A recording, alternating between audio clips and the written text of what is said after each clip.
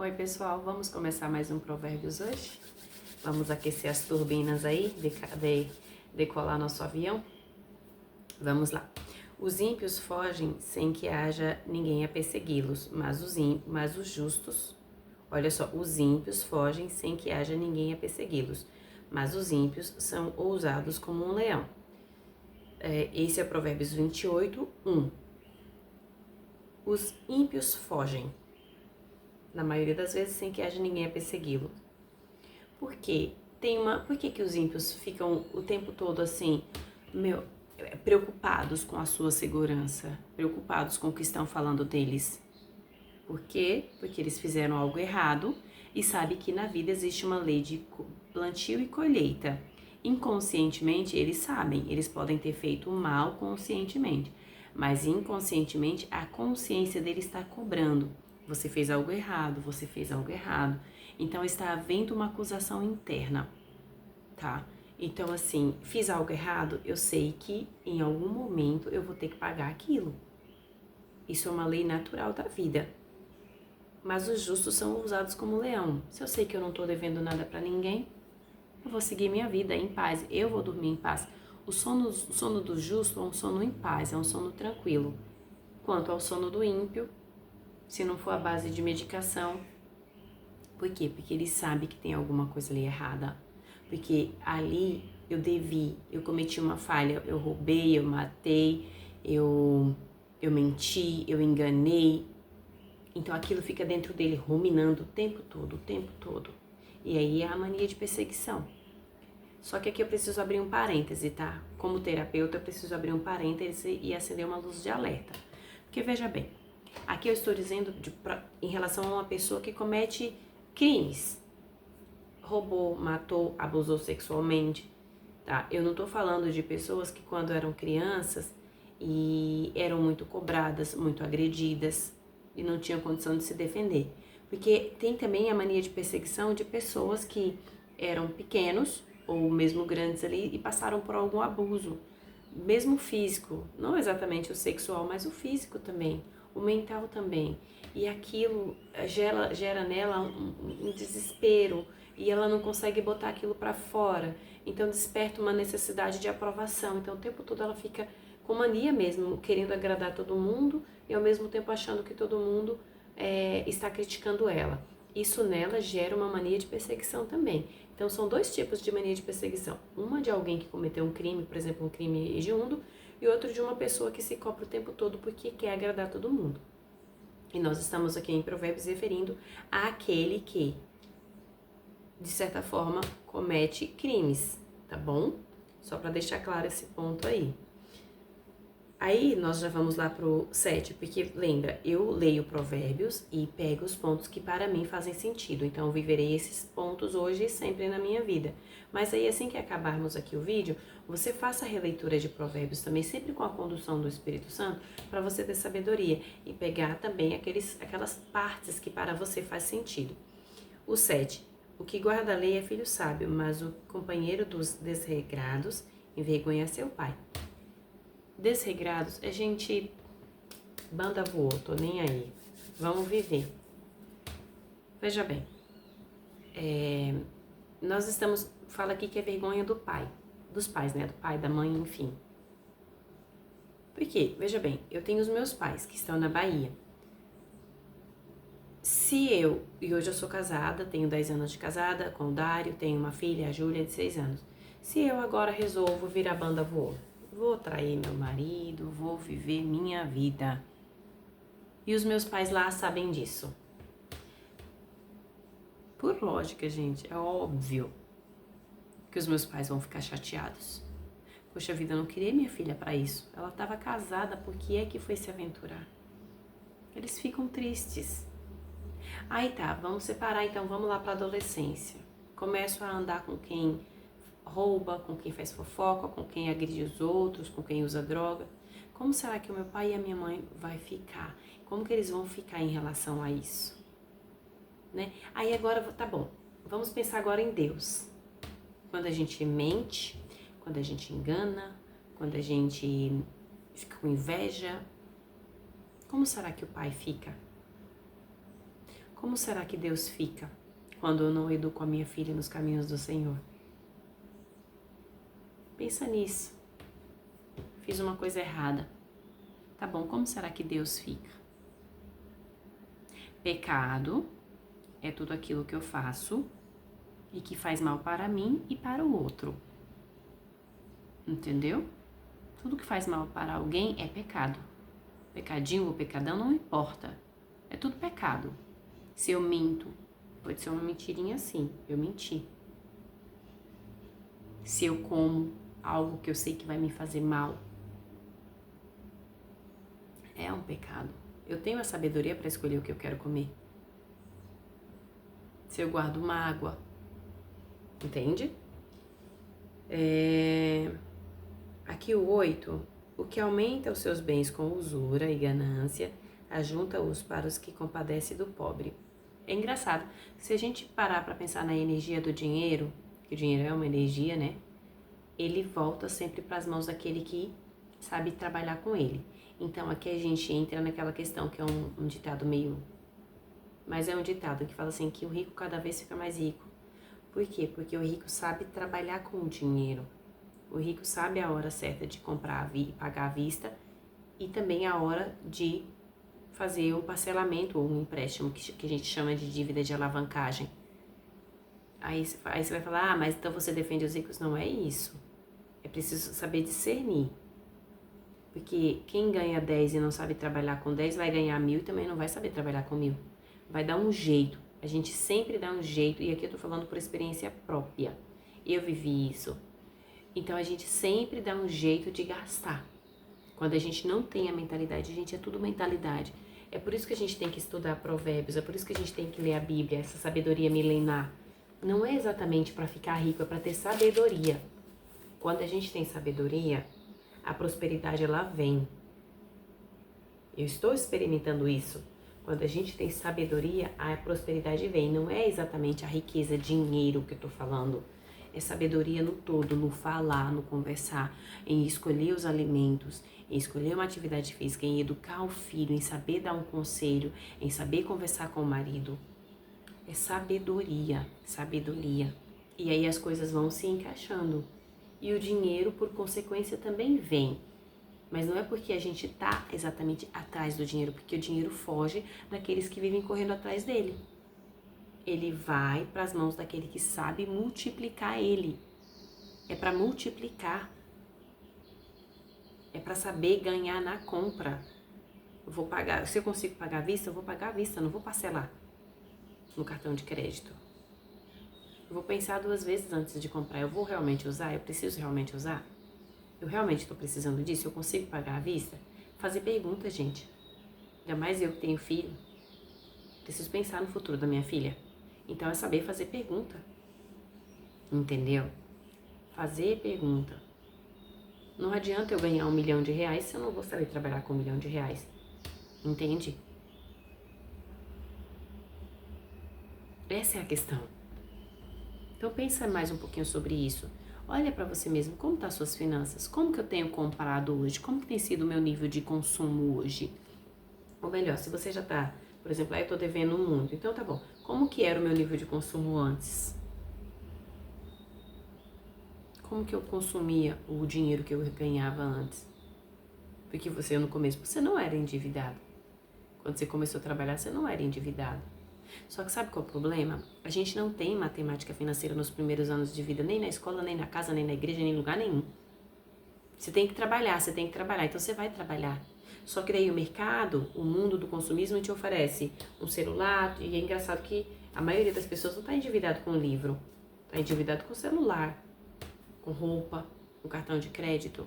Aí olha lá no cartão de crédito quantos livros foram comprados, quantos cursos para abrir a mente foram comprados. É coisas, com todo respeito falando, na maioria das vezes são coisas mais supérfluas. É um anel, é um relógio, é um colar, é aqui um enfeite para casa, entendeu? É uma roupa, porque vai ficar bonito, tá certo.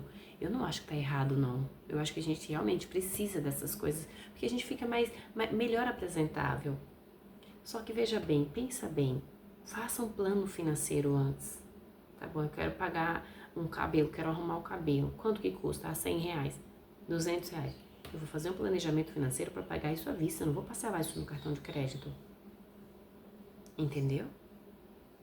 É saber ganhar na compra. O dinheiro não aceita desaforo, então eu preciso saber trabalhar com ele, porque senão ele vai dar um jeito de voltar para a mão daquele que sabe trabalhar com ele, entendeu? E se você hoje está endividado, perdão falar assim, que eu também já passei por isso, mas foi o plantio que você fez lá atrás por falta de sabedoria. Então agora é o momento de você aprender a trabalhar com ele, através da sabedoria milenar, através de cursos de matemática financeira, gestão, entendeu? Porque matemática financeira, e não é aquela matemática financeira de cálculo de quem foi o pai, quem ensinou, não, é na prática, é prática, ok? O que faz com que os retos errem por mau caminho, ele mesmo cairá na sua cova, mas os bons herdarão o bem. É aquela questão, né? Por exemplo, eu saio com as pessoas e essas pessoas bebem refrigerante. Eu não bebo refrigerante. Aí a pessoa bebe refrigerante. Não, eu não quero, eu não gosto, não consumo. Aí a pessoa, tá bom, eu vou beber. Ela tentou fazer com que eu caísse na cova, eu não fui. Ela foi lá e bebeu e ela mesma caiu. Não tenho nada contra refrigerante. Uma vez ou outra, na semana ou no mês, eu bebo um copo de refrigerante. Só que eu tenho uma questão. Eu não sei beber refrigerante. Eu quero ficar tomando igual tomar água. Por isso que eu rejeito. Porque eu já me conheço e eu sei o mal que o refrigerante faz. Então, o que eu faço? Eu evito. Por quê? Porque eu já tenho sabedoria em relação a isso. Porque eu já olhei para dentro de mim e entendi que o refrigerante, para mim, é um problema. E aqui eu não estou defendendo marca nenhuma. É qualquer refrigerante. Então, eu troco por água. Se você sabe que você tem uma fraqueza sobre aquilo, evita. Seja forte. Não perca a sua guerra por um refrigerante, por um chocolate.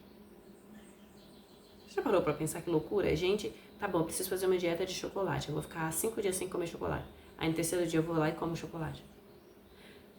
Percebe o nível de fraqueza que a gente se encontra e que eu me incluo nisso?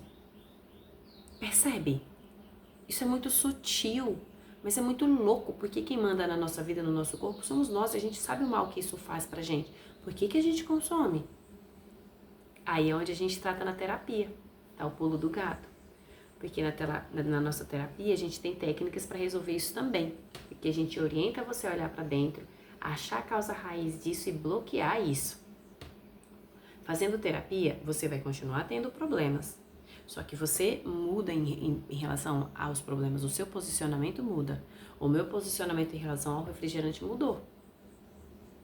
Eu sei falar não para o refrigerante. Hoje eu sei falar não para o refrigerante. Se eu decidir que eu não vou tomar, eu não tomo. Pode estar todo mundo ali tomando. Eu não tomo. Porque eu aprendi. Então eu não perco para o meu paladar.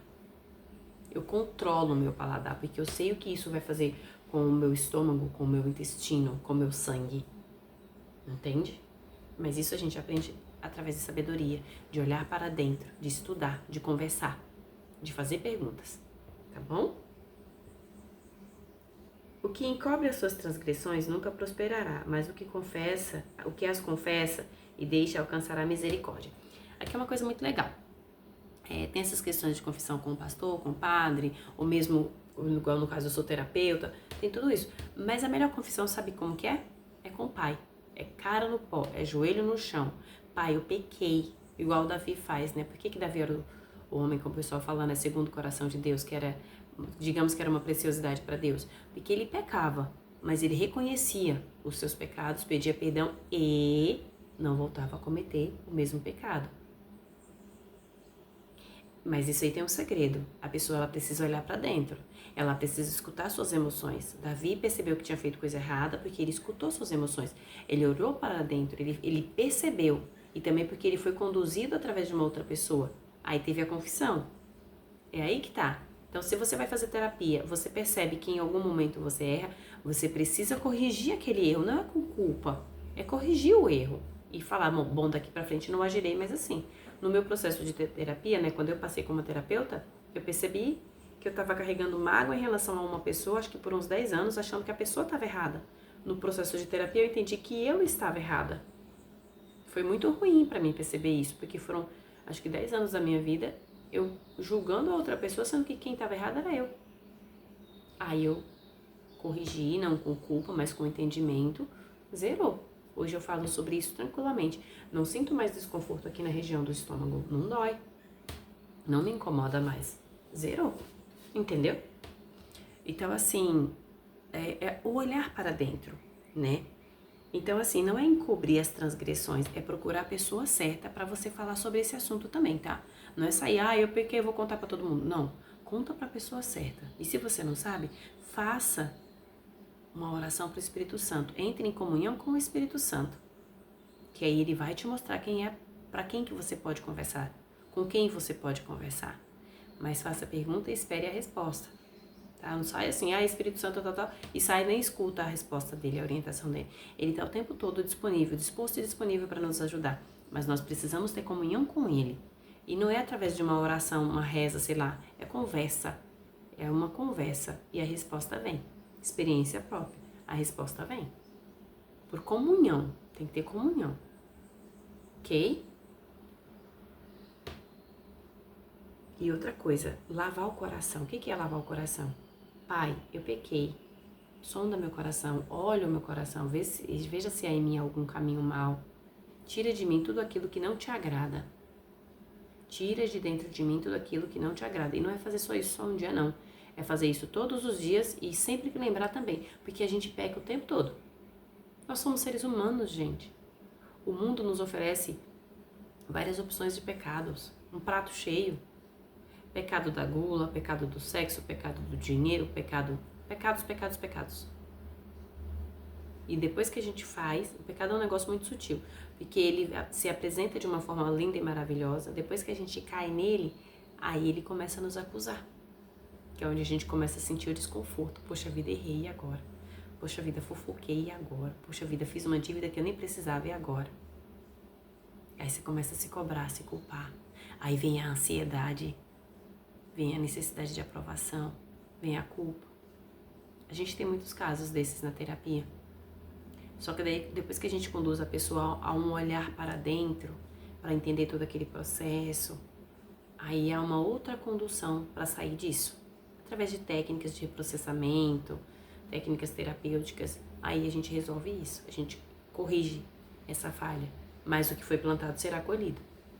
Tudo que a gente planta, a gente colhe. Tudo. Mesmo que a gente tenha um arrependimento, uma correção de conduta, uma correção de rota, mas o que foi plantado será colhido. Isso é um princípio, é imutável. Tanto para você quanto para mim, quanto para um padre, um pastor, um político, não importa. Um presidiário, não importa. Todo mundo vai colher aquilo que planta. Bem-aventurado o homem que continuamente teme, mas o que endurece o seu coração cairá no mal. Aí entra na questão da comunhão com o Pai. Pai, limpa meu coração, diariamente eu peço, porque eu sou pecadora. Limpa o meu coração. A minha essência o Pai sabe qual é, mas a minha carne é pecaminosa. Então eu preciso todos os dias ter comunhão com o Espírito Santo e a condução dele. Todos os dias, todos os dias. O que anda sinceramente salvar-se-á, mas o perverso em seus caminhos cairá logo. De novo, a lei, aquele princípio, né, que é uma lei do plantio e da colheita. Se eu ando corretamente, eu deito e durmo em paz. Se eu cometi algo errado, até o meu sono eu vou começar a perder. Aí eu começo a tomar remédio, começo a passar em médico. Então todo aquele dinheiro que eu juntei com a coisa errada que eu fiz, eu começo a gastar. Com advogados, com medicação, com gente que aparece na minha vida só por interesse. Quando eu vejo, já caí. O que lavrar a sua terra virá a fartar-se de pão, mas o que segue ao ocioso se fartará de pobreza. Veja bem, lavrar a sua terra é a mesma coisa de eu recebi 10 reais, como eu posso multiplicar isso? Aí o outro, eu recebi 10 reais, como eu posso gastar isso? São duas perguntas, mas são respostas diferentes, são colheitas diferentes. Não adianta eu fazer planos mirabolantes, apresentar a Deus e não me colocar em ação. Não adianta eu estudar para ser terapeuta, ler esse monte de livros que tem aqui e alguns que tem ali também no Hack e ficar só lendo e não praticar, não gravar um vídeo, não conversar com alguém, não colocar isso para fora. Ação. Ação. Não adianta eu fazer planos e ficar lá deitada. Pai, eu já consegui os planos ao Senhor e deito e vou dormir. E a ação? Deus não vai fazer não, amigo. Se você não levantar e fazer, seu plano vai ficar engavetado. Não vai dar certo. O cemitério tá cheio de planos lá enterrados. A ação. E aí, todo aquele plano que você fez para te alavancar, se você não toma uma ação, uma atitude, você não faz. Se você não faz, não vem a prosperidade. Se não vem a prosperidade, o que vem? Vem a pobreza. Porque ou você sobe ou você desce. Ou você sobe ou você desce. Ou você sobe ou você desce. Você não vai ficar parado. O mundo está em constante mudança, constante movimento. Você não vai ficar parado. Ou você sobe ou você desce. Entendeu? Então, assim, é ação. Ação, ação, ação. O que quer enriquecer depressa é homem de olho maligno, porém não sabe que a pobreza há de vir sobre ele. É aquela questão, eu vou jogar e vou ganhar. E muita gente joga e ganha mesmo. Só que não sabe trabalhar com o dinheiro. Aí aparecem do lado dele pessoas que sabem trabalhar com o dinheiro. E aí o que acontece? O dinheiro migra de dono. O dinheiro é como se fosse um escravo que migra de dono o tempo todo. Eu vou para as mãos daquele que sabe trabalhar comigo. É um princípio, gente. A pessoa que respeita esse princípio, ela prospera. Não adianta, ela prospera. Aí você vai falar, mas era uma pessoa que roubava, que não sei o que, que não sei o que. Você não sabe, você tá falando de acordo com a sua ótica. Você não sabe o passado da pessoa, você não sabe o que a pessoa está vivendo. E você não sabe a forma como ela está trabalhando. Então, um dos princípios também é não julgar. Ao invés de você julgar as pessoas que é ladrão e está enriquecendo, ao invés de você julgar uma pessoa nesse nível, por que você não olha para você e fala, bom, como é que eu posso prosperar de forma limpa? Como que eu posso prosperar de forma limpa? Como que eu posso fazer multiplicar meu dinheiro, porque assim eu prospero minha família e ajudo aqueles que precisam, ajudo na construção do reino de forma limpa. Ao invés de você ficar falando, o pastor roubou do dízimo, não sei quem roubou, não sei do que. Olha pra você. É um negócio muito esquisito isso que eu vou falar agora, mas faz muito sentido. A gente tem tendência de olhar pro outro. De quando sentir um cheiro ruim, nossa, que cheiro ruim, tá certo. Eu entendo, também faço isso. Mas você já parou pra pensar como anda seu intestino? Pensa aí agora. Tudo que você comeu, como tá seu intestino? Pois é, né? Vamos olhar mais pra dentro. Como tá seu coração? Como tá seu estômago? Como andam as suas emoções? Então, antes de ficar julgando os outros, olha pra dentro de você mesma. Faça uma faxina dentro de você. Ok? Que é a mesma coisa que eu digo pra mim mesma. Quando eu vou caindo pra olhar pro outro, eu falo, cara, mas como que eu tô? Aí eu volto pra mim. Se eu tô bem, eu vou lá e procuro ajudar. Se eu tô mal, não tem como. Porque eu vou contaminar a pessoa porque é uma energia, não é exatamente a fala, é uma energia, tá bom? O orgulhoso de coração levanta contendas, mas o que confia no Senhor prosperará. Aí entra na mesma questão.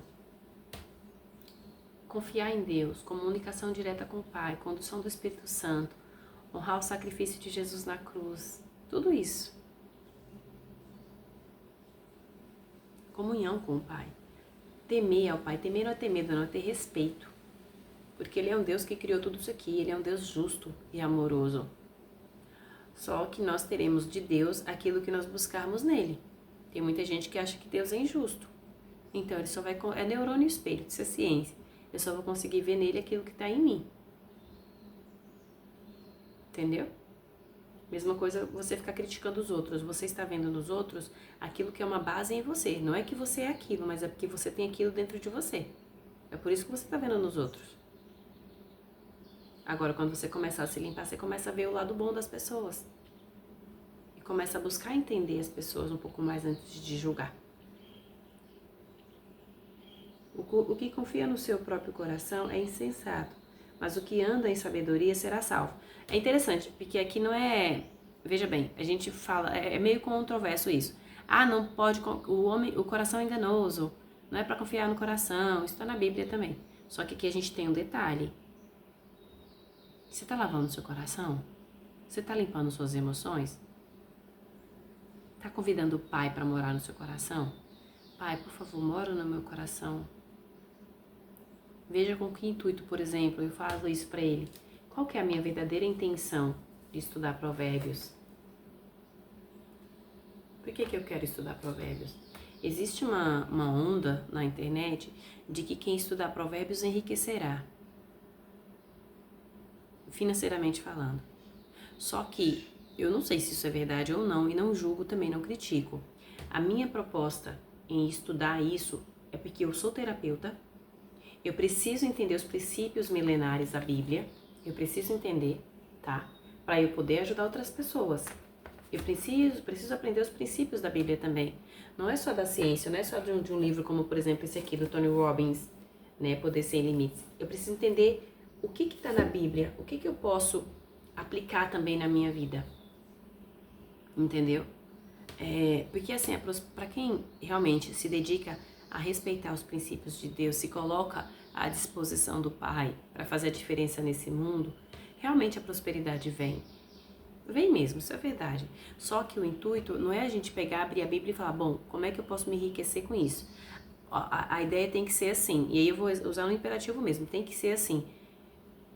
O que eu posso aprender com isso hoje, que eu também posso ajudar outras pessoas? Como eu posso me melhorar como ser humano através da Bíblia? E dessa forma ajudar outros que estão à minha volta. A prosperidade virá de uma forma ou de outra desde que eu esteja à disposição, esteja em ação e nos caminhos do Senhor. Porque se realmente a gente quiser enriquecer de forma rápida, existem maneiras escusas, maneiras ilícitas de fazer isso. Mas é essa a proposta?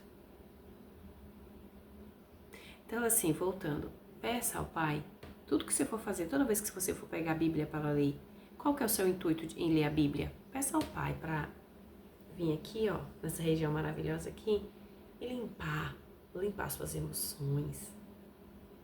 É tão gostoso quando a gente faz isso, eu faço isso. Dá uma paz, parece que realmente acontece alguma coisa ali, limpa. Porque eu não sou perfeita, gente. Eu erro diariamente. Então, erro como esposa, erro como mãe. Ontem mesmo cometi um erro com a minha filha, porque prometi um sorvete, depois estava muito calor. Não consegui trazer o picolé, era um picolézinho. Não consegui trazer, entendeu? Porque eu deixo ela comer um doce por dia. Né? Geralmente os sorvetes são aos domingos com o pai dela na sorveteria. Mas ontem eu quis fazer algo diferente para poder agradar ela também, porque ela é uma menina maravilhosa. E aí eu precisei ir ao médico, falei que ia trazer o sorvete, só que tava tanto calor que eu não trouxe. Cheguei aqui, ela queria. Entendeu? Então eu cometi uma falha. Então a gente erra o tempo todo. A gente erra. Só que quando a gente tá o tempo todo pedindo ao Pai para nos limpar daqueles erros, Ele vem e Ele tira tudo de dentro de nós, a gente fica em paz. A gente sabe o que a gente fez, mas a gente sabe também que a gente já foi perdoado. E é maravilhoso isso, gente, é incrível, é muito incrível isso. Então assim, comunhão com o Espírito Santo, comunhão com Deus o tempo todo, tá bom? Isso é o que eu desejo para você hoje, tá? Comunhão com o Espírito Santo.